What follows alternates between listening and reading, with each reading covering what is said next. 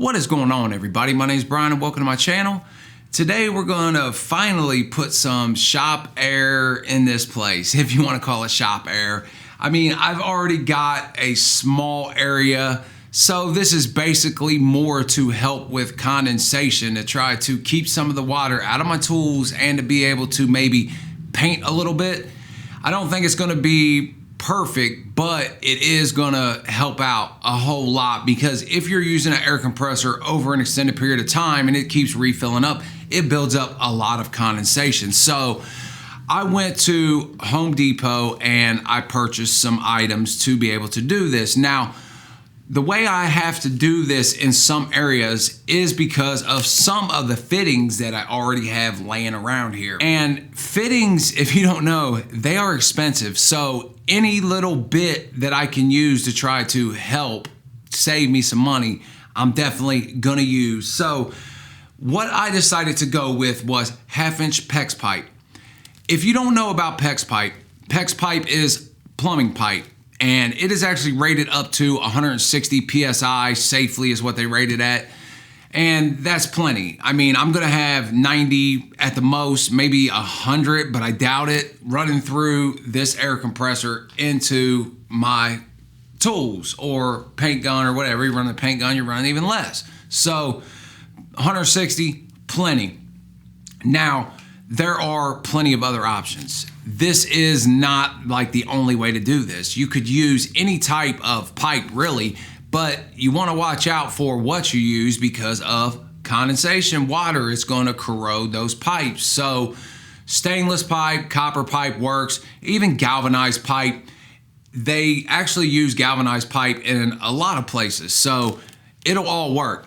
However, I don't have anything to thread pipe here. I don't have the money to go buy anything to thread pipe, and I don't want to sit and measure everything, go to Home Depot, Lowe's, have them thread the pipe for me, then get back here, miss something, have to go back. You know, it's just going to be a lot easier to do it like this. Not only is it going to be a lot easier, but it's also going to look pretty cool with this blue pipe, in my opinion. So what I did was I actually purchased some fittings, but I didn't purchase PEX pipe fittings. PEX pipe is a tongue twister.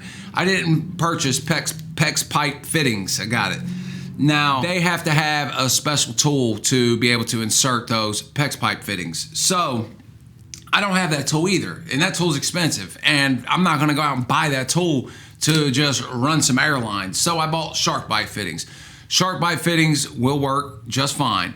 Now, the way the shark bite fittings work is you slide the pipe in and it actually bites into the pipe, and there's an O-ring that'll seal any type of water or air from getting out of your fittings or your pipes. So they're gonna work just fine. And also, shark bite fittings are reusable. So whenever I leave here, move to a bigger shop, whatever, I could just pull the pipes apart. You just simply push down on the little tabs. They actually sell a little tool, little ring thing you slide on, pull the pipe out, then you got your fitting still, and you can reuse it over and over again, all the way. You can just keep using them. They don't really go bad to my knowledge, so I don't have to worry about purchasing those fittings again because, like I said, they are expensive.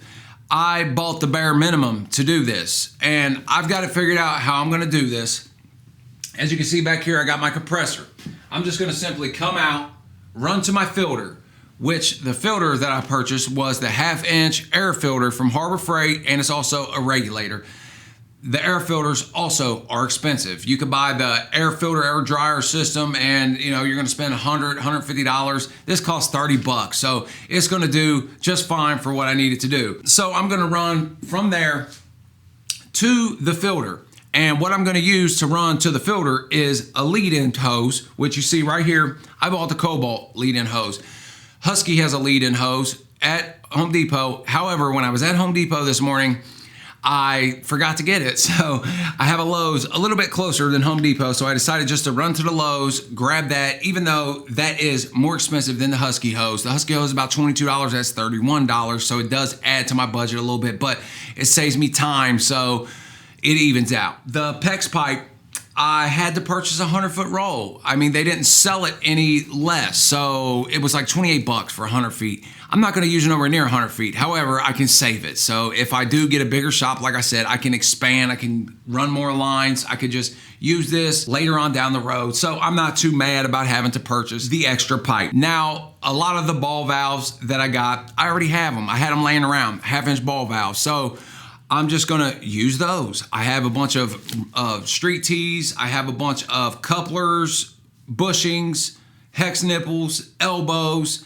I have a lot of fittings laying around, and it's a good thing that I do. And it's always a good idea to try to save as many fittings as you can, because like this here, it's gonna save me a lot of money, because like I said, they are expensive, man. But to cut this PEX pipe, you are gonna need a little plastic pipe cutter like this Ridgit right here. It costs 30 bucks, Home Depot.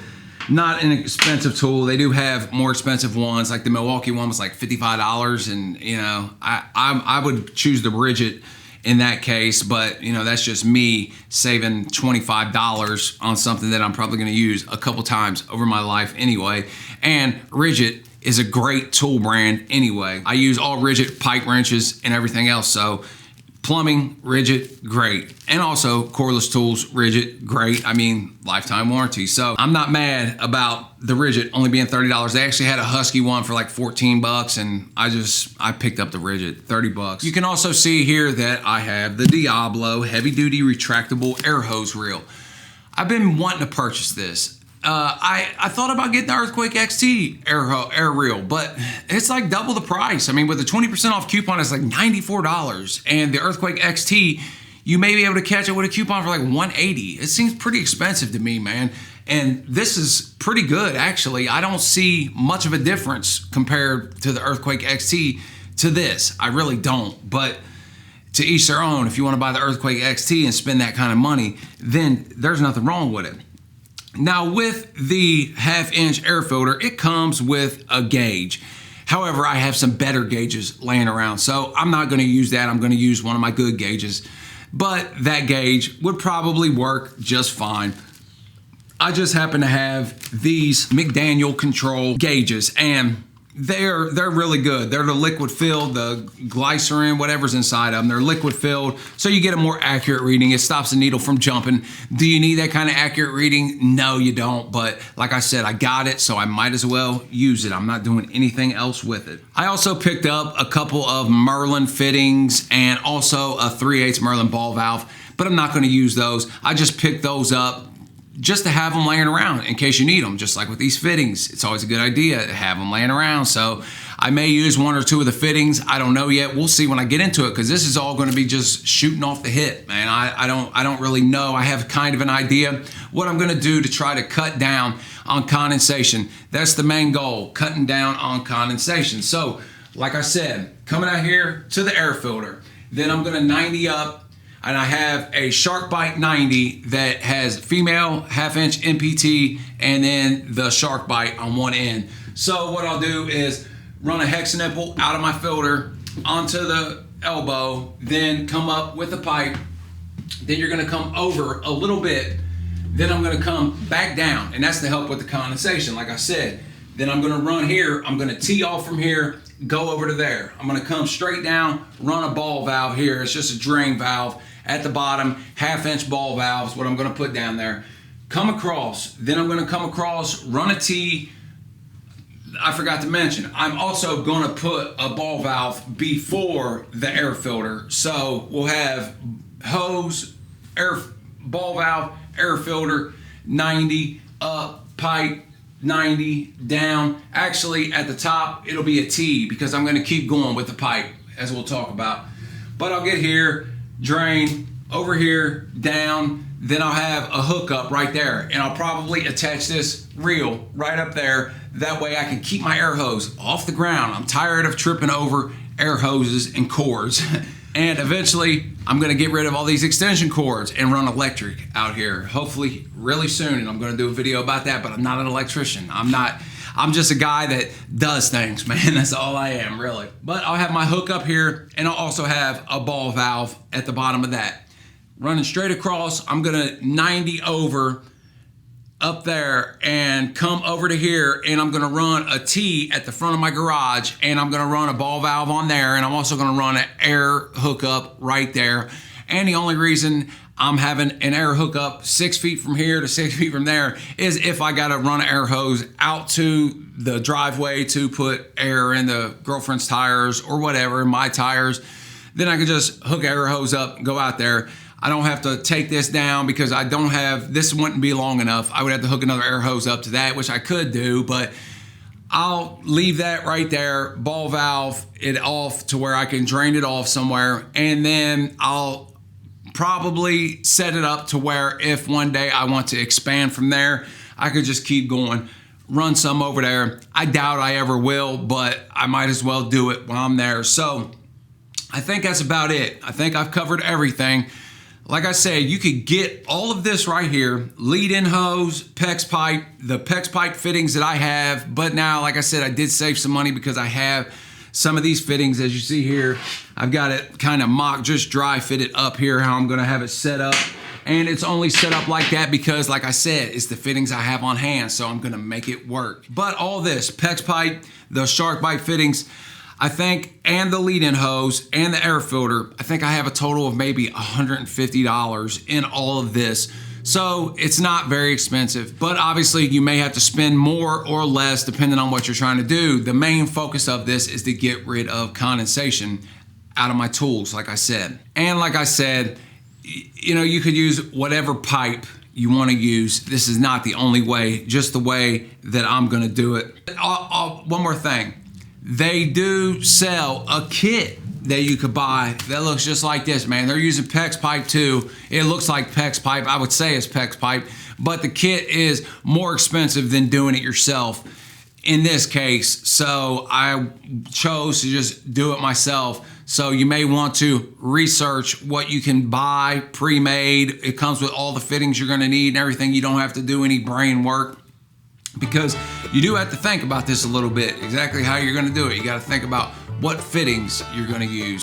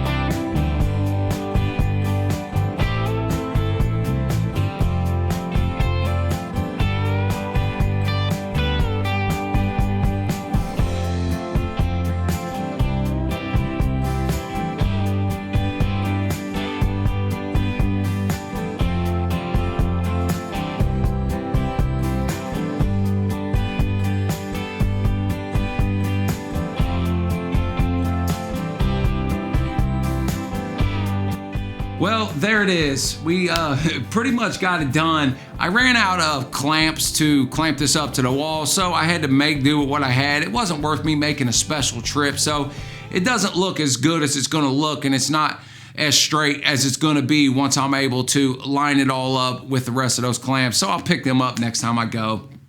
But I didn't run into hardly any trouble doing this.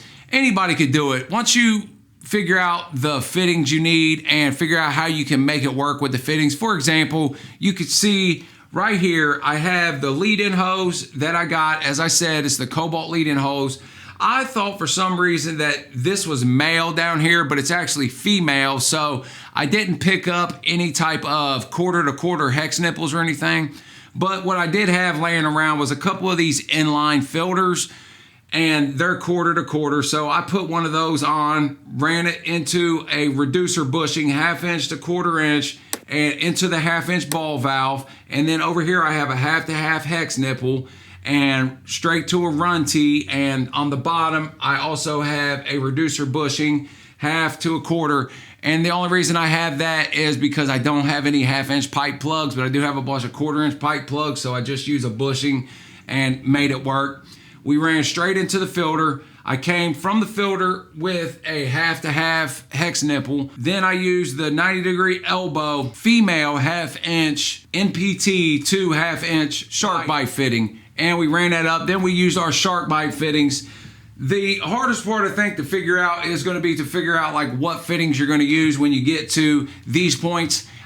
I don't need all these ball valves. You know, I probably only needed a couple ball valves, but I have a bunch of them, so I just used them. And you can see how I hooked it up here. I used a run tee, and once again used the bushing because I don't have any 1/2 inch pipe plugs, but I did that also purposefully because all I have to do is remove that 1/4 inch pipe plug in a fitting, and be able to access this for air at any time. So there's T's at every spot that I have open, and you can see my major hookup right here with another ball valve.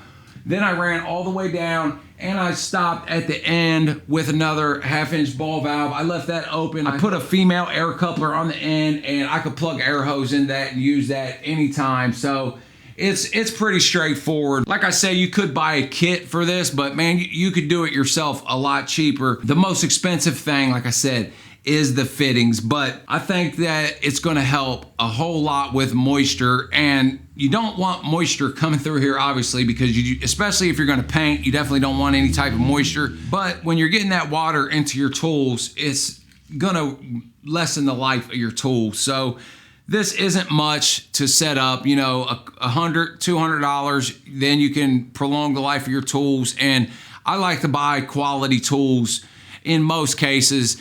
I feel like that I need to protect those tools, so doing this will protect them. And if you care about your tools, then obviously you do want to protect them.